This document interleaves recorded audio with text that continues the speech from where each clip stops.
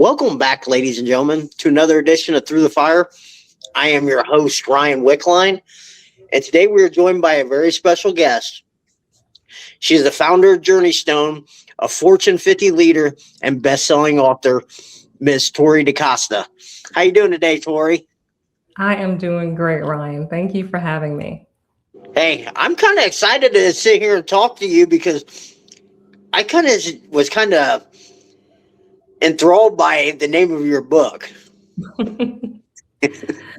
I will tell you, it has been catchy. We'll say that. Some people it's made a few folks uncomfortable. I've learned that as well. And a few people think it's provocative. And maybe we should just say it for your listeners. So the title of the book is No Name Bastard. And as much as that may catch people off guard, I will tell you the book is about transformation and using life experiences, particularly those challenging life experiences, to help us become a more capable human. Now, the subtitle is How Our Lives Teach Us What We Can Control, Manage, and Influence. And that's an indicator of a framework used in the book to help people do just that, become a more capable human. Yeah. So what inspired you to write your book? You know, I was actually in a season of transition myself. I just finished an executive MBA program. And as much as I love the program, shout out to Emory, I have lifelong friends there. I realized that I had to kind of ask myself a question. Tori, what do you want the impact of your life to be? Because again, just came off this amazing program, business strategy, leadership, spreadsheets galore, you name it, right? It was phenomenal. But I recognized that I was at a crossroads and I had to ask myself, with all of this information and knowledge that I have now, truly, how do I want to be a blessing to other people? And the book was born from that idea. Nice. So how did you come up with the title for it? Yes. So I would like spoil it for some folks. So I'll tell you this. There is a clue before you even read the first chapter. So if you open the book, before you get to the first chapter, you'll see why the book is named No Name Bastard. But there's a pattern in every chapter. And as soon as you start, you will find it. Nice. What was probably your biggest challenge you faced while you're writing it? Oh, wow. Can we talk about time? So when you're writing a book, it's a time commitment. And people have asked me, how do you write a book? I said, you just have to sit down and start. So once I decided to write the book, I knew that it was going to take a time commitment to do that. So I was writing in the evenings, I was writing on the weekends. And at the same time, Ryan, do not ask me why I said yes to this, but I told my daughter I would run a marathon with her. And I'd run a few miles here and there, but I'd never run a marathon. And in fact, I never had a desire to run a marathon. I did not see the point. Kudos to all those who do it and love it. And I will say it has grown on me. I did commit to another one, but I was training for a marathon in the morning, working during the day, and then writing in the evening and on the weekend on Saturday. So being really disciplined with how I was using my time was important in order to get it done. Nice. Did you, I know a lot of people said that they have to chunk out their schedules, to put writing blocks in it. Did you have to do something similar to that? Just in regards to, those evening hours. And I'm very used to having a lot on my plate. So it wasn't unfamiliar, except for the marathon. That was very unfamiliar, but I'm used to having a lot on my plate because I'm typically doing some type of schooling or some type of continuing education. So my free time is usually used for some type of development and growth. And I just took that time and restructured it for writing the book. Nice. What's the biggest takeaway you want your readers to get from it? There are several themes throughout the book. There are a few that are core, and I'll touch on those in just a moment. But the feedback from the people who are reading the book has been varied and beyond what I expected, because there's so much depth of variety within the book. People are pulling out the nuggets that they need, right? One chapter may speak to one person in a totally different way than it speaks to another person. So that's been very interesting hearing the feedback. But with that being said, the core themes are that challenges are fuel. If we can embrace those hard moments, they actually will help us to grow and be stronger and better for the next challenge. And then the other thing is just using that framework, the control, manage, and influence. Because if someone can grab that framework and actually apply it in challenging situations, it will relieve a ton of frustration. Yeah. Why do you think so many people like kind of fall back when they face a little bit of challenges or any bit of adversity? It's comfortable. Yeah, typically when we hit hard moments, it's easier to go back to what's familiar versus push forward and move through it. And I think that's, I mean, even if you look at animals, like that's just a normal thing for people to return to what's comfortable. So the benefit that we have is we can make an intentional decision on how we proceed through a challenge. And oftentimes it requires some awareness, right? Some self-awareness to start with. So one of the things I talk about in the book is a flinch. Now, a physical flinch is very easy to identify. If someone, startles us or we get scared, we just flinch. Like, folks are very familiar with that. What's a little bit more challenging to identify is the emotional flinch. Because one, we have to own that it made us uncomfortable, or that it made us apprehensive, or it made us fearful, whatever the case may be, instead of making an excuse and then choosing to move forward in spite of that flinch. So I think the first part is awareness, just recognizing that is something that is making you uncomfortable versus making an excuse and reverting back to that space of comfort.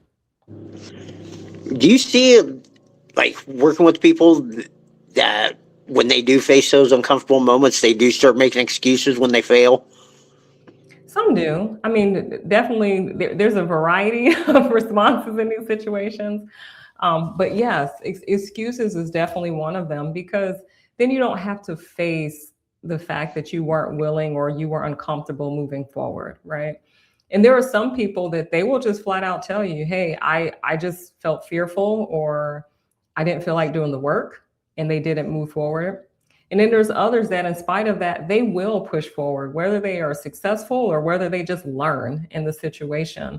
So there's a variety of responses, but the ones who fare the best are the ones who move forward. And even if they don't hit the mark or they don't have the outcome that they desired, you still learn in the process.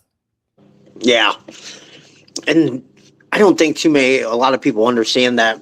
Like, the more times you go through that failure, you're eventually going to get better if you use it as stepping stones anyways.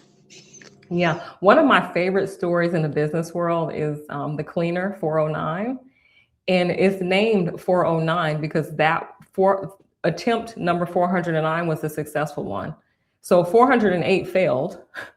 409 was the number that was successful. So anyone who knows that story, if you go in a grocery store, like, that is a story of persistence and how sticking with it can turn out really well. Huh. I've never heard that story before. Yeah, it's pretty cool. What led you to start coaching? I think I've always been the type of person that wants to see other people do well. From a young age, I can remember caring about other people and wanting folks to succeed. And I've always appreciated the success and the wins of others more than my own. Now, as crazy as that may sound, I have a leader, or had a leader at one point in my career, who told me, he said, Tori, you've got to do a better job of celebrating yourself. So that's an area I'm still growing in, right? But I have no problem celebrating the success and the wins of others. And part of it is because I just love to see people have those light bulb moments. I love to see people go to the next level. That is very gratifying for me. And it's just a part of how I'm built. Yeah. I can kind of relate to that because I have trouble like when I succeed and to post something, oh look what I did, it Mhm. just seems like I'm not being humble. Yeah, I mean, we definitely want to avoid being braggadocious, but I am learning some of the things that we do are inspiring, encouraging, and it also gives people the realization they can do it as well. So, Yeah. What type of coaching services do you provide? well, I typically work with business owners and leaders, and that's really fun because it's a challenge with the emotional piece and the mindset, but you also have the challenges with the market and the economy and being able to have success regardless of the circumstances. The other cool thing about working with business owners is that success, depending on how they define it or what goals they set, is pretty measurable, right? Like you have metrics or you have things that are clearly defined. um, on the emotional side of it or the personal development side, you sometimes have to be in situations to see the growth, but that is just as gratifying. Yeah. What would you say is probably the biggest challenge your clients face? Delegating. A lot of times, business owners end up becoming the bottleneck for their business. So if they can't relinquish control and hire the right people to sit in the right seat to help the business to grow or scale, or if they just if they have this mentality of it only gets done right if I do it right. Those type of things can actually hinder a business because if everything has to pass through one person in order to get done, the capacity of one person is limited. So that's a really great way to stall or cause a business to fail. Yeah. What's probably some of your best tips for leaders to learn how to delegate? Yes, first, being aware of what you are good at. And oftentimes, that are the things that may become a little bit more natural. Not always. Sometimes we have to work for it. But even when you are doing those things, you're getting results and you're seeing success. Also, as the owner of the business, there are some things that only you can do from your chair, right? Like just from an administrative standpoint, those things have to be done by the business owner, and also from a vision standpoint and the leadership expectations. So I think it's really sad if you hire someone to do a job and then you try to do their job for them. Like you hired them to do the job, let them do it. So I would say making sure that they know what is success looks like for them, what success looks like for them, so that they can operate in that space at a very high level. And then making sure you have people who are good at doing the other things that need to be done in the business in those chairs as well. Yeah. What drives you to step into your purpose and serve others? Oh, what a great question. A big part of it is my faith. I believe that we all have gifts, we all have talents, and those are for a purpose. And I've met several people who were, I would say, operating outside of their gifts or their purpose. And it leads to many things that are not good for us. So I'll say frustration, depression. Um, and it's really sad because you can't force someone to do something that's better aligned with their skill set if they even know it. But a lot of times people just have a hard time walking away and doing something that's better suited for them because they're kind of built for it. But for me, operating my purpose is really just aligning to the gifts that I have. And I know a big part of that is supporting others and helping them to be successful in their endeavors. Yeah. How did were how did you go find your purpose? How were you led to yours? Let's just say I stumbled upon it. I wish I I think could most tell people you. do. Yeah, I wish I could tell you. I went on this quest and, it was this amazing experience. And all of a sudden I had this aha moment. And that's just not true. I, I know the things that I'm interested in and I know the things that I love to do, but there's things that you're interested in or you love to do, but you're not good at them, right? And there's things that you're interested in and you love to do and you excel in them. There are things that sometimes we have to do that we don't love to do, and we don't want to stay in that space too much because it's draining versus energizing, which the other space would be. And then lastly, there's things that we don't like to do and we aren't good at them anyway, so we can just knock them out of the equation, right? So just truly through trial and error and doing different things, I've kind of learned what my lane is. But the beautiful thing is that regardless of whatever role I've held, the roles where I've been able to support and champion others and help them to succeed in whatever that was for me at that time, those are the roles where I've really excelled. Yeah. What tips could you give to our audience about finding their purpose? The first tip I would give is to sit down somewhere still and be quiet and be honest with yourself. I think sometimes we are moving so fast, and this world is full of a lot of distractions. You know, the phone distractions, the TV distractions, the social media, whatever it may be. There's a lot of information coming at us all the time. And sometimes folks feel like they have to chase something because someone says it's a good idea, but it may not be a good idea for them. The other thing is a lot of times we're conditioned to do certain things. And that's actually changing now with AI, right? So it was every kid, once you graduate, excuse me, not every kid, but most kids, once you graduate high school, you go to college, you get a job, you know, you stay at that job for 20, 30, however many years, and you just continue to grow. And that path doesn't work for a lot of people now because the market has changed significantly. We're very much in a transition right now. So that looks different for different people. But the formulas that work for some folks don't work for others. And I don't think enough people sit down quietly to explore what they really care about and what they're interested in before they move forward. They do it because they think it's the popular thing to do, it's the right thing to do, maybe it's the best fit. Maybe that's what your family wants you to do. Sometimes that's another layer of pressure. But I would recommend just start with pulling back from all the distractions, all the noise, and really get aligned with what you care about. And if you're a person of faith, absolutely pray. Yeah, I love it. Like the level of people's self-awareness about knowing themselves has drastically decreased over the years because there's like we're just being bombarded with noise and messages all the time. Absolutely. And it's very taxing on our nervous system. I don't think we realize how much so, but just even if you take some time off and, you know, go somewhere where there isn't TV or technology or just a lot of opportunities to be distracted, and then you come back into that environment, you feel the difference in your body just from being in it and out of it for a little while. Yeah, so true.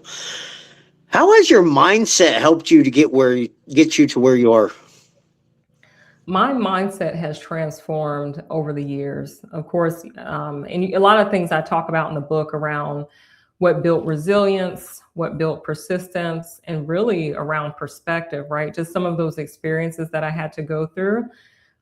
So the version of Tori that's talking to you today did not exist 5 years ago, 10 years ago, 15 and 20 years ago. So I've kind of grown and evolved over time just through life experiences and being willing to embrace those things that were hard. Now, there was a time where I wasn't so willing to do that. And that's definitely been a game changer in my own progression and development. But, I think once we realize that regardless of what you do on this earth, you will have to face challenges, right? It's not a matter of if, it's when trials come.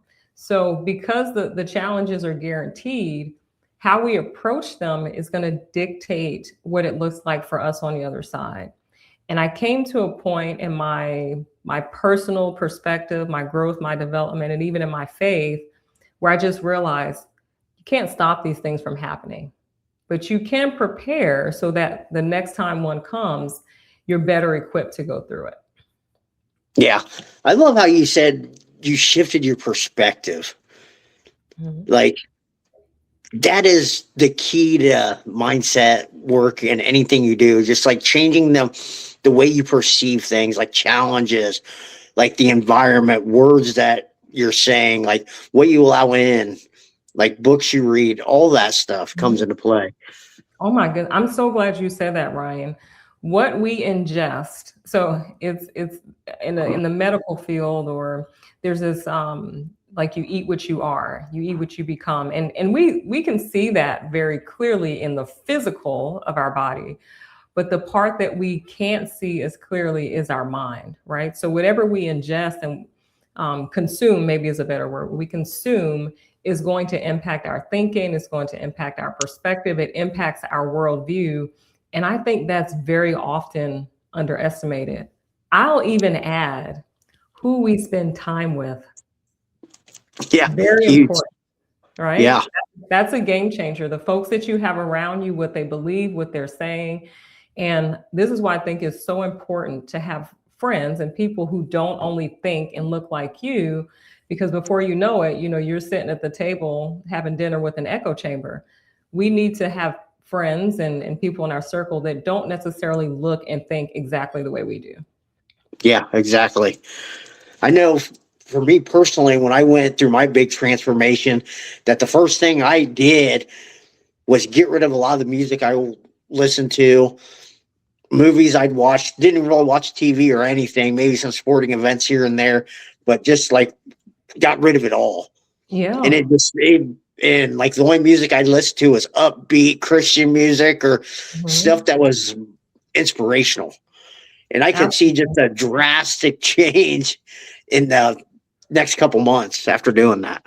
Yeah, I'm going to give a friend of mine credit. I won't say her name because she didn't give me permission to do that publicly. But I remember going through a challenging season in my second business, and she and I would talk as I was, driving to the office sometimes, and she would say to me, "Tori, when you get to your office, turn on some inspiring music. Like find your favorite song." And I would go in and I'd have my, my playlist. And lo and behold, Ryan, it totally makes a difference. When they say it changes the atmosphere, it changes the atmosphere. The food, the whole feeling, like the attitude, the mood, all of that feels different when you get yourself into a positive mindset. Even those challenging the situation didn't change. It's just that my perspective on it did. So that was really helpful. I love that you mentioned music and television because what we consume through our eyes and our Yeah. ears absolutely impacts how we see the world. Yeah, exactly. Why do you think so many people overlook this area, like training their mind and working on their perspective, things like that? It takes work. And I think most people, when they go through their day, and it'd be interesting to see how your listeners respond to this.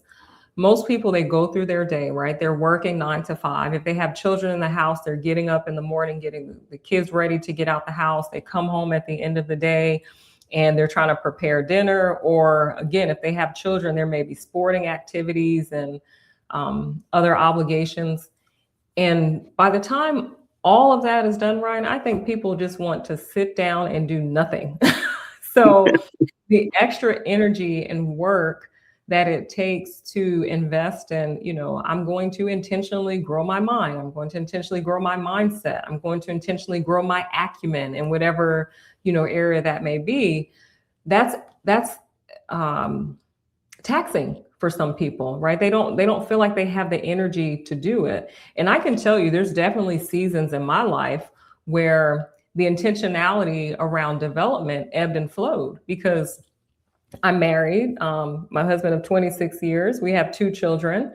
And there were times when they were younger, like it just felt like everything in their day consumed our day. Now, I wouldn't trade it for the world. I loved every single moment of it, right? But I remember something as simple as trying to get a workout, right? I was like, I'm going to put the kid on my back and do the push-ups because I'm not making it to the gym today, right? Like you have to modify and kind of modulate your life depending on the season that you're in. There were times where, I wanted to sit down for an hour and read a book, but I was like, hey, I have 15 minutes today. That's all I can get in. So it just looks a little different depending on your season of life. And I think sometimes folks are just tired and also thinking about the state of the world, I think people are already overwhelmed mentally. And if they're not pushing those things away and creating space for their own growth, it's so much easier to just sit on the couch and, stream and watch whatever, is on the television during that time, because it is much easier than pursuing all the things that we're talking about. Yeah. What advice would you give to someone that was struggling with their mindset and didn't know where to start? Yeah, well, again, I think self-awareness is the first place, and identifying what they're struggling with. So is it that they're overly negative? Are they critical of others? Are they critical of themselves? Do they struggle with hard conversations? Are they having challenges with, maybe something at work, staying positive? Change management is hard for some people. So first, identifying what's causing the struggle, because that could be so many things, right? And then once they identify what the struggle is, then it's finding the resources or the people who can help you with shifting your mindset around that one particular thing. Now, here's where it gets interesting. Once you find one, there's usually more, right? The first one you identify may not be the only challenge that you have, but as you mature and grow in your mindset, then more will be revealed and you can continue to work on those as well. My grandmother, who is 91 years old, tells me that she's still learning to this day. It's a lifelong process. And I think if people just give themselves grace, that you don't have to have it all right. Like, you don't have to figure it all out today. You have a lifetime to do this. So as long as you're intentional about it, improvement will come. Yeah. And it doesn't happen overnight at all. No, not at all. Yeah, change takes time. But one thing I did that was pretty cool that your listeners might want to try. I remember sitting down maybe a decade ago, and I said, I got a sheet of paper and I said, here are the things that I want to change, or here are the areas I want to grow in. And I wrote them down and I folded the paper and I tucked it away. And just tuck it away for 3 years. I mean, if you want, you can come back in a year, right? But tuck it away for a little bit of time and then come back and look at that list and see, wow, where did I grow? What changes did I make? Now, I don't recommend doing that in 1 quarter, right? Because you may get frustrated, like, oh, I'm not having any success. Give yourself a little bit more time, especially if it's an area where you want to grow that forces you to make changes in relationships or in how you interact with other people. Sometimes habits take time to break. Yeah. What makes a great leader to you? That is a big question, Ryan. I don't think we have enough time for that one. And I love that you said to you, because I want to acknowledge that everyone has a filter, right? So when you ask someone a question, you're always asking them to you. And the fact that you said it, you really clarified it. But I'll just tell you, for me, the things that I really admire in leaders are trust. So if I can trust that leader, and that means that they keep their word, they do what they say they will do. They're reliable, they're honorable in their dealings. Anything that contributes to trust is a big one for me. Communication, I think across the board is a win for most leaders, but most people don't say, I want a great communicator as a leader. But I do think that is a factor for sure. Competence is also another one. So if you're great with people, you're great with communicating, but you don't know what you're talking about, we will find out quickly. So I think competence is another big one. And then the other one I'll add, just for the sake of time, is truly caring about people. If you are leading others, you have to care about others, because if you only care about yourself, that will show quickly as well. Yeah, that's a good one right there. Mm-hmm. What do you think most people get wrong with leadership? I don't know if I can say most people, but I think at some point, well, let me just say this: leadership is challenging. And the reason why it's challenging is because what ends up happening is you have to be mindful of others, maybe in a way that you're not used to being mindful. So for instance, I'll take stakeholders, right? And in the business world, we'll say stakeholders. You have to think about stakeholders when you're communicating. And different people may hear different things depending on their position as a stakeholder. So it's really challenging to make everyone happy as a leader. And I think sometimes folks, especially in the beginning as new leaders, and I will raise my hand and say, I made this mistake. You try to make everyone happy. And if you have to make hard decisions as a leader, it's just not possible. Someone is not going to like the decision that you made. Now, if you can offer clarity and context, they may still respect it, but not everyone will like it. And I think one of the challenges, one of the mistakes was your question. One of the mistakes that leaders make is that they try to get everyone to like them. And if you're trying to satisfy everyone, you will satisfy no one. Yeah, great advice. What's one area that someone who wants to be a better leader should focus on first? Ooh, I promise. I love this question. This is the question that the book answers. It's self-leadership. And the reason why self-leadership is so important, because if you are going to lead anyone else, you have to be able to lead yourself first. And that is very important because it's very easy to lose yourself when you are leading others if you do not know yourself well. So I highly recommend doubling down on your self-leadership, and that looks different for different people. There are a few cores that are essential, but I think that's very important. And that starts with knowing yourself, being aware of how you navigate the world, how you maneuver through different situations, how you communicate, what your triggers are. What are the things that upset you? What are the things that frustrate you? What are the things that maybe make you anxious or nervous? It's important to know yourself as a leader if you're leading others, because people are counting on you.